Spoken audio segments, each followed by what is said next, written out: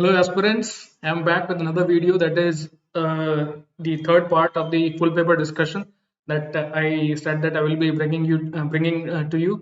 तो इस question paper से हम चार और क्वेश्चन डिस्कस करेंगे और एंड फाइनली हम जो है मूव करेंगे ओवरऑल GS1 को कंप्लीट करने के लिए जो फुल पेपर प्रॉबल क्वेश्चंस हैं उसको कंप्लीट करने के लिए हम आगे बढ़ेंगे। तो इसके साथ ही मैं आगे बढ़ता हूँ इस क्वेश्चन पेपर से और सबसे पहला क्वेश्चन लेता हूँ। जो सबसे पहला क्वेश्चन है, क्योंकि इससे पहले हमने सोसाइटी करंट अफेयर्स इन सबसे क्वेश्चंस पुटअप किए हैं GS1 में, तो अब मैं इसमें ज्योग्राफी के क्वेश्चंस कुछ लूंगा और कुछ आर्ट एंड कल्चर और मॉडर्न इंडिया के कुछ क्वेश्चंस लूंगा। तो सबसे पहला क्वेश्चन है, explain the difference between chemical weathering and physical weathering, what is the significance of weathering. तो बेसिकली ये जो है बिल्कुल भी जनरल पार्ट है ज्योग्राफी का। Weathering is a very general part because if you start with the geomorphology, आप सीधे सीधे वेदरिंग पर ही आते हैं, रॉक फॉर्मेशन पे आते हैं, उसमें रॉक्स कैसे ब्रेकअप होते हैं और कैसे उसके टुकड़े होते हैं, what are the reasons of weathering and all these things. ये जो है बहुत ही इंपॉर्टेंट चीज है।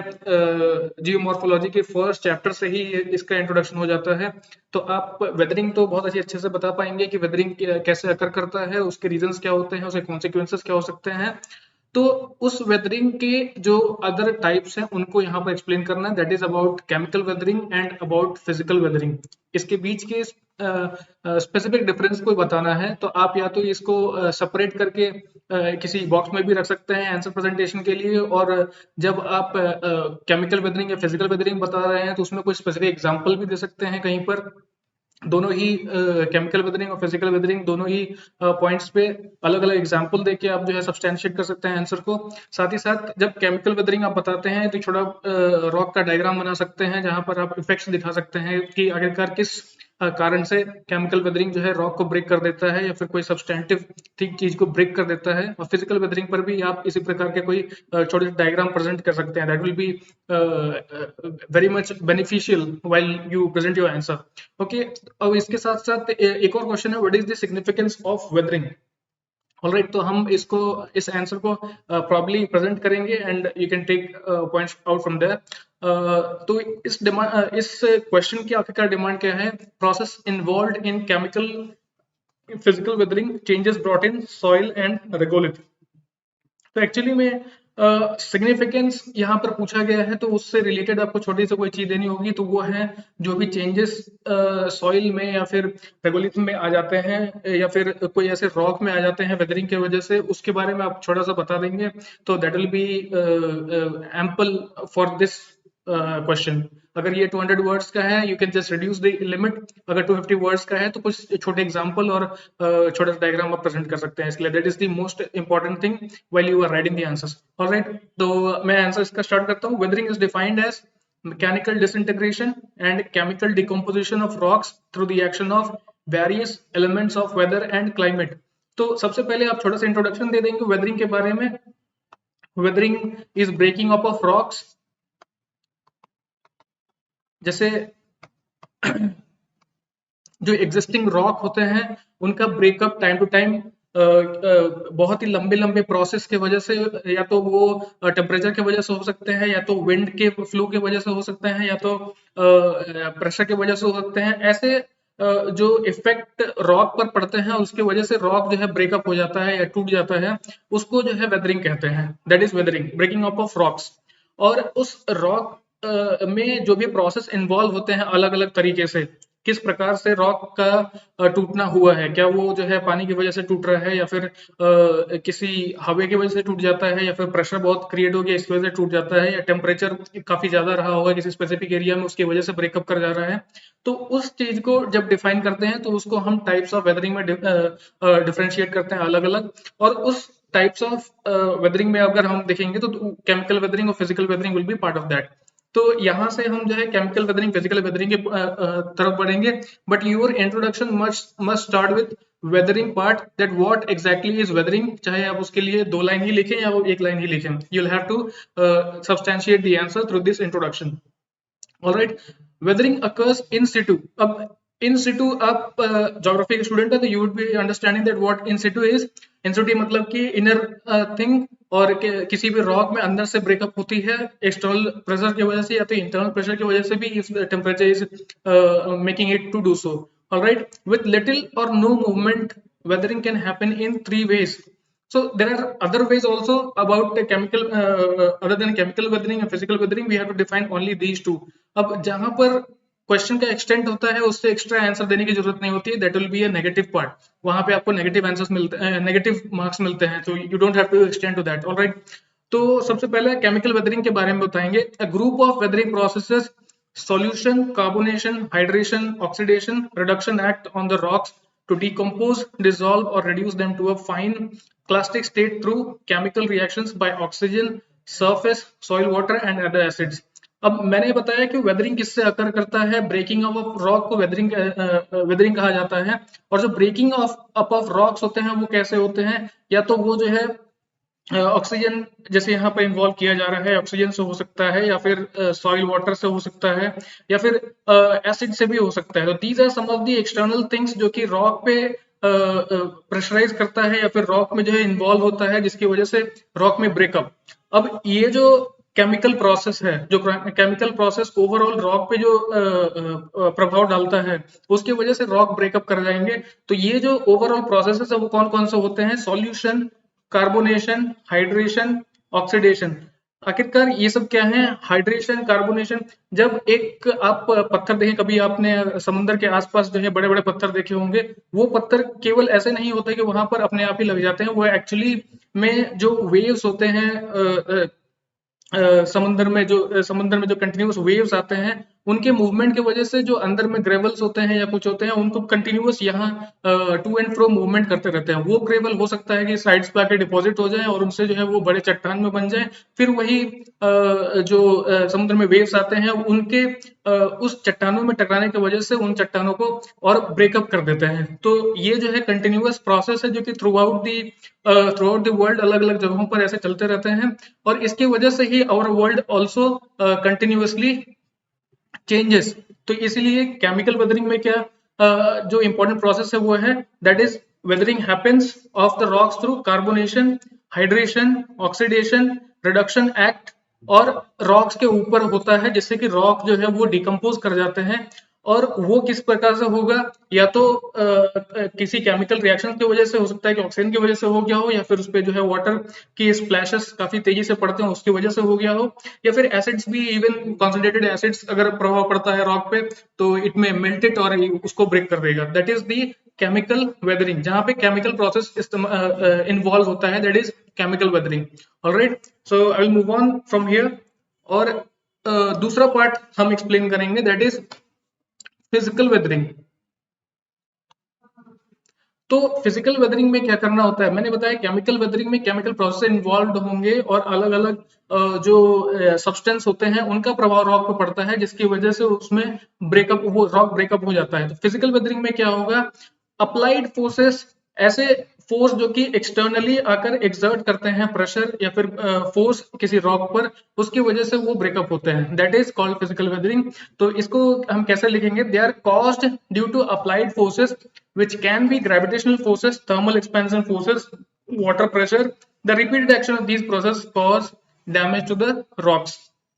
जो केमिकल वेदरिंग की मैं बात कर रहा था, वहां पर जो एक रॉक होता है उसमें कहीं ना कहीं वाटर एक्यूमुलेट कर जाता है, जिसकी वजह से हो सकता है कि वाटर अपना स्पेस बनाते हुए या फिर कंटिन्यूअस वाटर के इंसर्शन से रॉक जो है ब्रेक कर जाता है। या फिर अगर कभी फ्लड आप देखते होंगे, कोई अगर हिली एरिया से होते हुए अगर आता है, बहुत ही रश से अगर पानी आता है, तो जो भी जमीन का जो कण होते हैं वो टूटते हुए नीचे आ जाते हैं और वो जो है प्लेन एरिया में आके डिपॉजिट हो जाते हैं। तो that is also heavy weathering, that could be part of chemical weathering. लेकिन जो फिजिकल वेदरिंग होती है उसमें क्या होता है, gravitational force becomes a very important factor. अगर कोई बड़ा सा पहाड़ है, उसके ऊपर से अगर चट्टान नीचे गिरती है तो ये नीचे गिर के टुकड़े टुकड़े उसके हो जाते हैं, that is because of the gravitational force.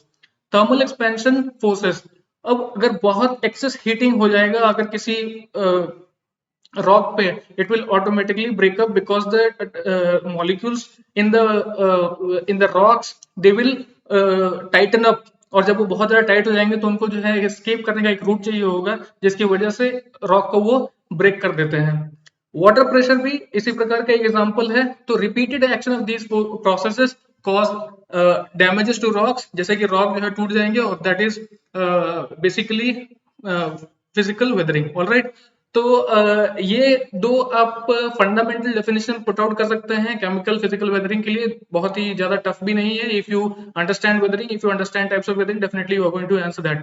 ठीक है, अब फिजिकल वेदरिंग के कुछ स्पेसिफिक एग्जांपल्स, ये इतने एग्जांपल्स आपको देने की आवश्यकता नहीं है, यहाँ पर मैं केवल बता दे रहा हूँ।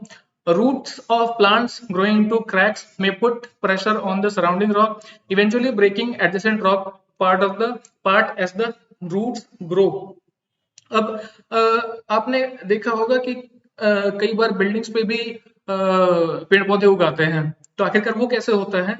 क्योंकि जो एक स्पेसिफिक बिल्डिंग होती है वहां पर अगर ईंटे का इस्तेमाल किया गया है, वो ईंटा अगर फूट जाता है और उसमें डिपॉजिट्स हो जाते हैं सॉइल के, या फिर इवन जो ईंटा है वो कंटिन्यूअस रेन की वजह से या कंटिन्यूअस हवाओं की वजह से जो टू एंड फ्रो मूवमेंट होता है सॉइल का, जो छोटे कण का जो मूवमेंट होता है, वो अगर वहां डिपॉजिट हो जाते हैं तो उसमें ऑटोमेटिकली कहीं ना कहीं से सीड आने की वजह से प्लांट का ग्रोथ शुरू हो जाता है। तो वो भी इसलिए होता है क्योंकि एक किसी स्पेसिफिक रॉक में, जैसे मैंने ईंटे का एग्जांपल दिया, उसमें कहीं पे ब्रेकअप हो गया या कुछ हो गया, उसके वजह से कोई सॉइल डिपॉजिट हो गई या कुछ हो गई, तो उसमें से जर्मिनेशन शुरू हो जाता है सीड का। तो इसलिए that is also an example कि जो प्लांट्स के रूट होते हैं, जब ऐसे जगह पर कहीं पर अपना स्थान बना लेते हैं जहां पे जर्मिनेशन हो जाता है, उसके रूट्स जो है और भी फैल के ऐसे सारे एरिया को और तोड़ देते हैं। तो that is an example of physical weathering. Alright, अब when water sinks into cracks in a rock and temperature drops low enough, the water freezes into ice. The ice expands and forms wedges in the rock that can split the rock into smaller fragments.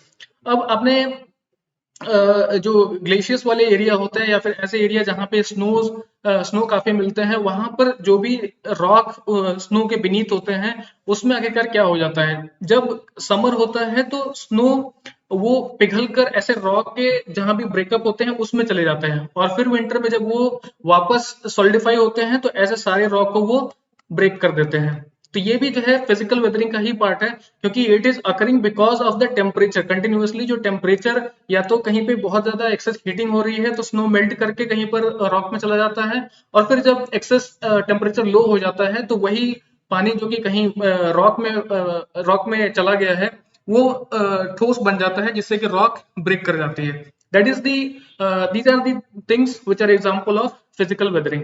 Alright, अब हम जो है, क्योंकि question में ये भी पूछा गया है कि आखिरकार वेदरिंग का सिग्निफिकेंस क्या है, तो उसके बारे में आगे बताएंगे। Significance of weathering and mass movement. Alright, तो सबसे पहला जो वेदरिंग का सिग्निफिकेंस है, weathering is crucial base to our ecology as it converts bed rock into regolith and soil. अब जो अर्थ, आप अगर अर्थ की ज्योग्राफी को कंटिन्यूअसली अगर स्टडी कर रहे हैं तो आपको ये समझ आ जाएगा कि अर्थ में कंटिन्यूअस चेंजेस होते रहते हैं। जो चेंजेस हैं वो बहुत बड़ा प्रोसेस है, वो बहुत लंबे टाइम तक के लिए होता है कभी ना कभी। तो आखिरकार सॉइल और रेगोलिथ, अगर सॉइल हमें किस प्रकार से मिलेगा, अगर कंटिन्यूअस वेदरिंग नहीं होगी तो सॉइल जो है मिल पाना मुश्किल है, क्योंकि ये वेदरिंग का ही कॉज है सॉइल। तो आखिरकार जो इकोलॉजी है उसको मेंटेन रखने में भी वेदरिंग बहुत ही हेल्प करता है।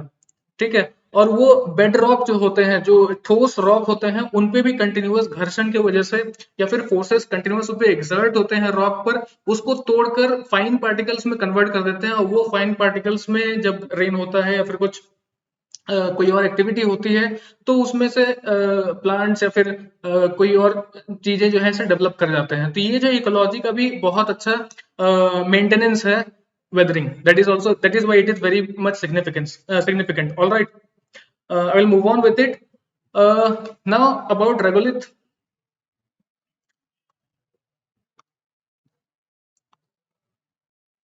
I'm sorry.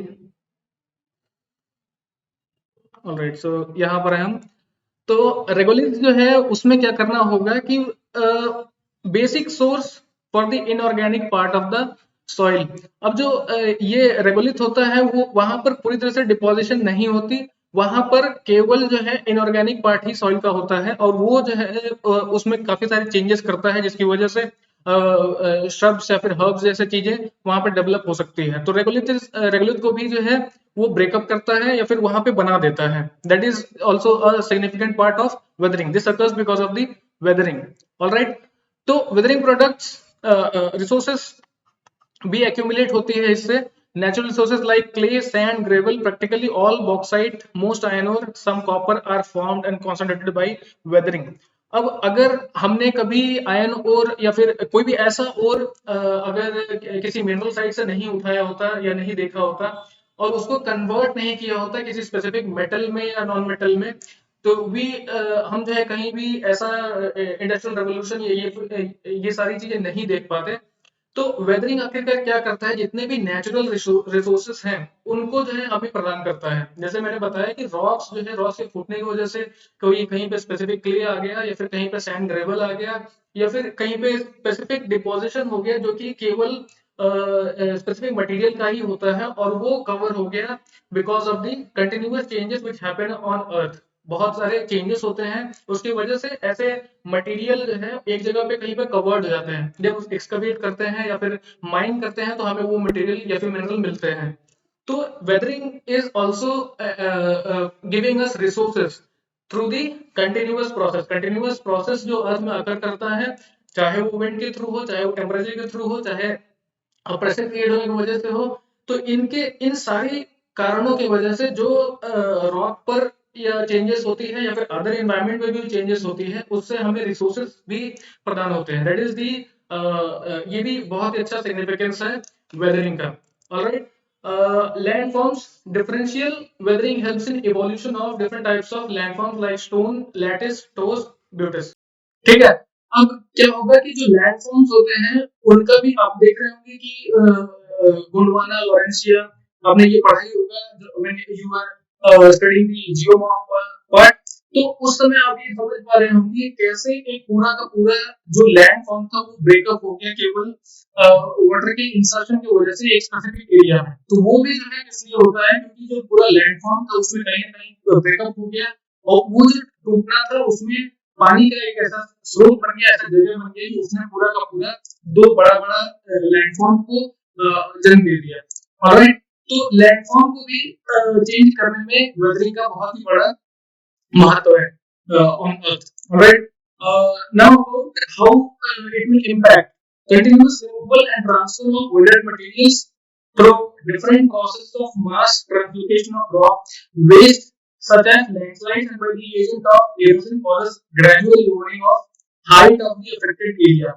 अब क्या होता है कि मैंने बताया कि फ्लडिंग जिस एरिया में होती है वहां पर क्योंकि रश होता है वाटर का बहुत ज्यादा, जब स्टीप फ्लो होता है तो वहां पे पानी का बहुत ज्यादा रश होता है और प्लेन एरिया में पानी का रश कम होता है, लेकिन फिर भी जब स्टीप फ्लो होगा वहां पे जो वाटर रश करेगा that will do more weathering और जो ये नीचे का जमीन का पार्ट होता है उसको काफी कट करके वो जो है प्लेन में आकर डिपॉजिट कर देता है। तो ये जो डिपॉजिशन होता है that is because of the weathering. अब ये जो वेदरिंग होगा, ये जो वेदरिंग किया जाएगा वो प्लेन एरिया के लिए काफी अच्छा हो सकता है क्योंकि वहां पे fine material, fine clay material जो है फ्लड ले आती है और जब फ्लड ऐसे डिपॉजिशन एक जगह पे करेगा तो वो खेती के लिए अच्छी हो जाती है, एग्रीकल्चर के लिए अच्छा हो जाएगा। तो ये भी बहुत ही इंपॉर्टेंट एस्पेक्ट है कि आखिरकार weathering is causing greater contribution in agriculture also. Alright, अब दूसरा चीज है disaster in mountainous regions. Mass wasting of weathered material on the slopes occur in the form of landslides and debris। मैं अभी भी बता रहा था कि स्टीप स्लोप पे जब पानी रफ से नीचे आता है तो जो जमीन का पार्ट होता है वो उसको काफी तेजी से कट करता है। ये उसी कट के बारे में बताया जा रहा है कि जो ऐसे डिजास्टर अकर करते हैं जैसे कि लैंडस्लाइड, ये अकर करता है माउंटेनियस एरिया में। तो ये भी अकर इसलिए करता है क्योंकि वाटर का जो स्पीड होता है वो काफी तेज होता है और वो आखिर किसको एक्सर्ट करता है pressure, that on rock. Alright, finally avalanches भी अगर करता है तो ये जो है लॉस ऑफ लाइफ और प्रॉपर्टी बिकॉज ऑफ एवलांचेस के लिए सडनली अवलांचेस कभी भी ऐसा नहीं होता है कि उनका कोई स्पेसिफिक टाइम पीरियड है, ज्यादा पानी के रस की वजह से एक बड़ा सा पत्थर जो होता है उसके बीच में कहीं सीपिंग हो जाती है, जिसकी वजह से वो पत्थर पूरे टूट के नीचे गिर जाते हैं, और वहां पर अगर काफी पॉपुलेशन का जमावड़ा होगा तो definitely we will be seeing loss of life and property and all these things. तो आखिरकार जो वेदरिंग है that is very much significant as it is as you can relate it with how the germination of seeds of plants are concerned, whereas also आप ये देख सकते हैं कि कैसे वो एग्रीकल्चर के लिए भी हेल्प करते हैं, whereas वो हेल्प भी क्रिएट कर रहे हैं। तो this is it is very much significant, weathering is very much significant as far as changes that occur on earth is concern. Earth में बहुत सारे चेंजेस आते हैं, उसके वेदरिंग बहुत बड़ा रीजन है। Alright, so we will conclude the answer by stating effects of most of the exogenic geomorphic causes are small and slow and may be imperceptible in a short span time, but in the long run play an important role. मैंने बताया कि अर्थ में continuous changes होते हैं। It is not that suddenly we have come and we are studying all these things. Earth has a very long time period and since the inception of earth, जब से अर्थ की शुरुआत हुई, जब से इसका जन्म हुआ है, तब से उसमें कंटिन्यूअस जो गैसेस चेंजेस हैं, गैस से सॉलिड फॉर्मेट, सॉलिड से लिक्विड फॉर्मेट, लिक्विड से गैस फॉर्मेट, इस तरह के चेंजेस कंटिन्यूअस अकर करते रहे हैं अर्थ पर। तब जाके finally we are here and we see that human species is there. तो आखिरकार ये जो चेंजेस कंटिन्यूअस हो रहे हैं, उस चेंजेस का कोई ना कोई कारण है, and those are because of either because of the temperature और बिकॉज़ ऑफ द प्रेशर और because of other forces that act on earth. तो ये जो ओवरऑल जो फोर्सेस होते हैं, those are exogenic geomorphic processes. अब ये भी केवल उनके लिए है जो कि जमीन या फिर स्तर पे एग्जिस्ट करते हैं। ऑलराइट, तो ये है कंक्लूजन का पार्ट। ओवरऑल ये जो क्वेश्चन था, इसमें आप बहुत ही आसानी से इसको आंसर कर सकते हैं, कोई ऐसा बड़ा पार्ट नहीं है। अगर इसको अप्रेंटिस किया जाएगा और अगर ओपिनियन इसको बनाया जाएगा, then it may get some other term, but जहां तक केमिकल और फिजिकल वेदरिंग का पार्ट है, ये इजीली एक्सप्लेन है। ऑलराइट, जहां तक जियोमॉर्फिक का पार्ट है, सभी जियोमॉर्फिक होते हैं, क्लियर होती है, लेकिन अदर पार्ट्स थोड़े से डिफरेंट होते हैं, लेकिन जियोमॉर्फिक का ये part you can easily answer it. Alright, ठीक है, तो इससे सारे दूसरे क्वेश्चन पे मूव ऑन करते हैं। ओके, ये भी क्वेश्चन ज्योग्राफी का ही है और काफी पॉपुलर क्वेश्चन है, क्योंकि many times UPSC has asked this question कि हिमालयस जो है आपके लिए कंसर्न कैसा पड़ते होंगे, या फिर कैसा कॉन्सिक्वेंस है कि सेंट्रल जो एशिया है उसकी जो ठंडी हवा होती है वो बाहर में प्रवेश नहीं करती, जिससे कि हमें बहुत ज्यादा राहत मिलती है। तो इसी से रिलेटेड ये क्वेश्चन है और इससे आप अच्छा खासा आंसर प्रेजेंट कर सकते हैं if you know the Indian geographical parts. Alright, अब ये क्वेश्चन है explain the role of Himalayas in influencing climate of South Asia. अब हिमालयस के तो बहुत सारे रिकॉग्निशन है, बहुत सारे ये ऐसे कंट्रीब्यूशन है, और इन सारे कंट्रीब्यूशन को हमें डिस्कस नहीं करना है, हमें केवल ये बताना है कि ओवरऑल क्लाइमेट है इंडिया का वो कैसे अफेक्ट होता है, कैसे इन्फ्लुएंस होता है हिमालयस की होने की वजह से। तो हमें इस क्वेश्चन को केवल यहाँ पे डिस्कस करना है। Alright, question is very simple, कोई इसमें ज्यादा एक्सप्लेनेशन की आवश्यकता नहीं है, लेकिन हाँ आपको ये बताना होगा कि what are the sequence of presence of Himalayas, whereas what are the effects that happen because of the presence of Himalayas. Alright, तो आखिरकार हिमालयस क्या करेंगे? आप अगर इंडिया का मैप अगर अच्छे से जानते होंगे तो it will become identity list. Alright, so my pen is not working directly clear, but you can get the idea from here. तो ये जो क्वेश्चन है northern part completely extension of north east area, ये जो overall extension है, और इसी यहीं से एक्सटेंशन और भी दो तीन अलग अलग होते हैं, जैसे कि टकला मकान या फिर ये हिंदू जैसा हो गया, इधर केदार सलमान माउंटेन्स भी यहाँ से एक्सटेंशन हो जाता है, ये हिमालयस माउंटेन जैसे कि नेपाल में महाभारत को कहा जाता है। तो इस प्रकार से जो ओवरऑल हिमालयस का जो माउंटेन है वो पूरे के पूरे सेंट्रल एशिया से ये इस पूरे पोर्शन को अलग कर देता है। जो साउथ एशिया का पार्ट है, पूरे साउथ एशिया को बाकी जो एशिया है उससे अलग कर देता है। इसके जो है ज्योग्राफिकल कॉन्सिक्वेंसेस, सबसे बड़े कॉन्सिक्वेंसेस ये होते हैं कि जो भी सेंट्रल एशिया का जो ठंडी हवाएं होती है वो हिमालय से क्रॉस नहीं कर पाती, और वो ठंडी हवाएं यहाँ पर काफी बड़ा क्लाइमेट में चेंज आ सकती थी, जो कि विंटर में स्नोफॉल इस प्रकार की चीजें हो सकती थी, लेकिन that does not happen because of the Himalaya. So ये इन्फ्लुएंस हिमालय से वो हमें यहाँ बताना है। हमें ये भी बताना है कि जो इंडियन पेनिनसुलर एरिया की ओर से या फिर सी की ओर से जो विंड्स कंटिन्यूअस ब्लो कर रहे हैं, साउथ ईस्ट मानसून या नॉर्थ ईस्ट मानसून जो होते हैं, उसके जो विंड आके ब्लो करते हैं, टकराते हैं हिमालय में, वो स्केप नहीं करते, जिसकी वजह से अच्छी खासी बारिश हमें मिलती है।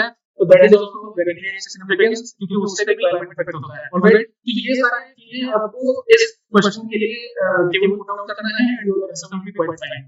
ऑलराइट, तो the first thing is we'll start with the answer, that is Western Himalayan region, the roof of the world, contains most extensive and rugged high altitude areas of Earth and largest areas covered by glaciers, permafrost, volcanic polar regions. Water resources from this area drain to 10 of the largest rivers in Asia, in the basin of which more than 1.3 billion people find their livelihoods. Even ये last statement आप नहीं use करते हैं, it is not going to cost you, लेकिन हाँ आप जो है पहले ज्योग्राफिकल रीजन हिमालय को बताएंगे और ये बताएंगे कि अफ्रीका उसका सिग्निफिकेंस क्या है with in a very short sentence, वो जो है वो इंट्रोडक्शन है।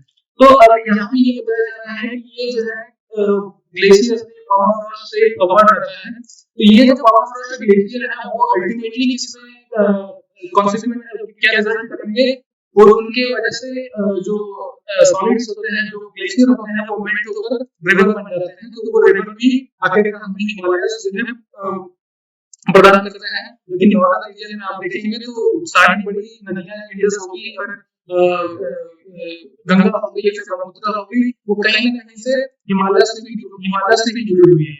तो Himalaya has become very much influencing even in this part। हम यहाँ पे इंट्रोडक्शन के लिए नहीं बताएंगे कि हिमालय का ज्योग्राफिकल रीजन कहाँ पर है और उस पे क्या क्या चीजें एग्जिस्ट करती हैं जिससे कि अदर अकरेंसेस होते हैं। ऑलराइट, ये यहाँ से क्लियर हो जाएगा। Himalayas display great climatic variability. The mountains act as barrier to atmospheric circulation for both the summer monsoon and the winter westerlies। मैंने बताया कि ओवरऑल ये हिमालयस का पोर्शन है वो पाकिस्तान में सलमान करता है, वहां से लेकर जो इंडिया का नॉर्दर्न पार्ट है तो उसका पूरा हिमालय जो ओवरऑल कैप जैसे दिखाई देता है वो उसकी एक्सटेंशन म्यांमार तक, ये ओवरऑल जो माउंटेनियस रीजन है ये एक प्रकार से कैप जैसा है। और जो भी सेंट्रल एशिया से जो भी हवाएं आती है, जो भी स्ट्रीम आती है सेंट्रल एशिया से, जो भी काफी ठंडी होती है क्योंकि वो जो है काफी ठंडा इलाका है, वहां से जो टेम्परेरी गैसेस जो भी हवाएं आएंगी वो उन सारे लोगों को ये ब्लॉक करता है। इवन ऐसे विंड्स जो कि वेस्टर्लीज जिसे कहा जाता है, जो कि मिडरेंज से होकर आती है या फिर यूरोप से होकर आती है, उनको भी ब्लॉक करता है, जो कि काफी ज्यादा इन्फ्लुएंस करता है इस पर्टिकुलर एरिया को, जिससे कि थोड़ा सा वार्म होता है और वार्म होने की वजह से यहाँ पर वेजिटेशन प्लांटेशन ये सब काफी अच्छे से ग्रो कर पाता है। नहीं तो ये ठंडी हवाएं हैं सर्टेन सिचुएशन में वो सारे प्लांटेशन इन सबको खत्म कर देती है। तो that is very important thing, ये as a barrier role play करता है जो ठंडी हवाएं सेंट्रल एशिया से आती हैं या फिर वेस्टर्न आती हैं।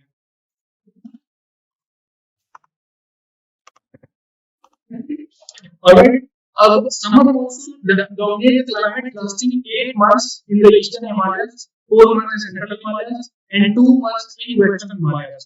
अब मैंने बताया कि जो समर मॉनसून है वो कैसे करता है, because we don't get the cold winds from the central Asia, that is why यहाँ पर अच्छा खासा गर्मी का मौसम हो जाता है जिसमें कि मॉनसून जो है बहुत अच्छे से आ जाता है और जो भी हवाएं होती है साउथ ईस्ट मॉनसून ये जो विंड्स होते हैं वो ऑटोमेटिकली आके अपने जगह एक्यूमुलेशन कर लेते हैं या कहीं पे ड्यू पॉइंट बना लेते हैं, जिसकी वजह से माउंटेन्स के होने की वजह से कहीं पे कंडेंस करके और फिर बारिश कर देते हैं। That is the most probable reason जो कि हिमालय के कारण अगर करता है। ऑलराइट, अब Himalaya has a significant effect on the weather of the Indian subcontinent. These mountains create conditions for heavy precipitation on the Indian side of the range, but a dry and arid climate on the northern side in Tibet।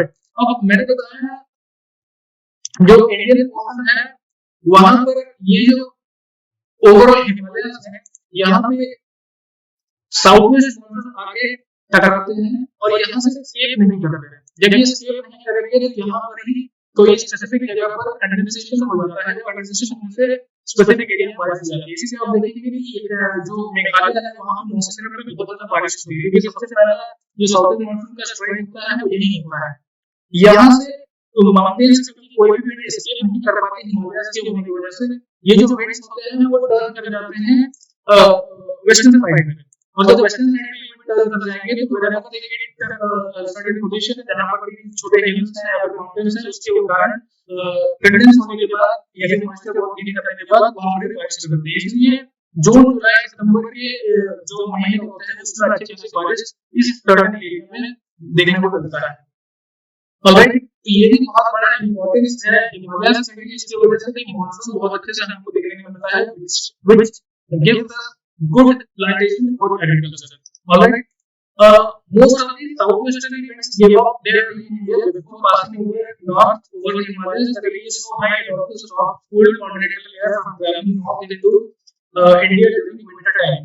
तो यही जो मैं explain कर रहा था कि जो ये साउथवेस्ट विंड्स हैं वो जाकर हिमालय से टकराते हैं और वहां से जो कंडेंसेशन स्टार्ट होता है, मॉनसून स्टार्ट होती है, और ये भी जो है सेम ना करके ये ऐसा जो छोटी चिड़िया जो हवाएं रहती हैं वो थोड़ा स्केल करके नॉर्दर्न साइड की रेंज एरिया में बना देती है, तो जिसकी वजह से नॉर्थ जो टिबेट वाला एरिया होता है वो भी काफी ठंडा रहता है। ठीक है, the Himalayas is a climatic divide between India and Central Asia. Alright, ये तो स्पेसिफाई हुई है। Influence of Himalayas on South Asia। अब क्या होगा कि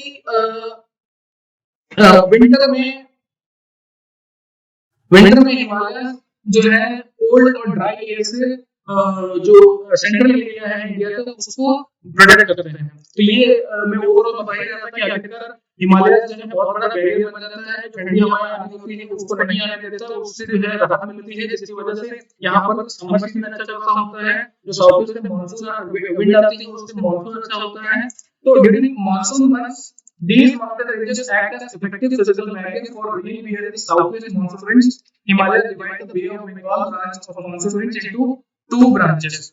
अब मैंने आपको बताया कि साउथवेस्ट विंड जब आके टकराती है गैरो खासी हिल्स जो है वहां पर, उससे स्केप होकर फिर जो है हिमालय से टकराती है, फिर वो थोड़ी हवाएं बढ़ जाती है नॉर्थ ईस्ट में, थोड़ी हवाएं बढ़ जाती है वेस्टर्न साइड में, तो हिमालय जो है वो डिवाइड भी कर देता है जो भी साउथवेस्ट विंड आती है उसको भी। तो इसको दो ब्रांचेस में अलग अलग डिवाइड कर देता है, जिससे कि दोनों ही पार्ट में या तो नॉर्थ ईस्ट में या तो वेस्टर्न पार्ट में जैसे उत्तर प्रदेश बिहार झारखंड है इन सारे एरिया में अच्छा खासा बारिश भी हिमालय के होने के कारण ही हो जाता है।